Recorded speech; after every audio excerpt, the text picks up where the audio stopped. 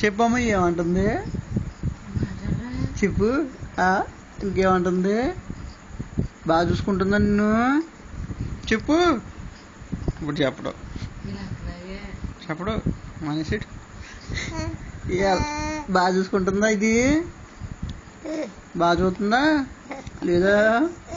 పాలు ఎత్తుందమ్మా నీకు? ఎత్తుందా? ఎత్తుందా చెప్పు.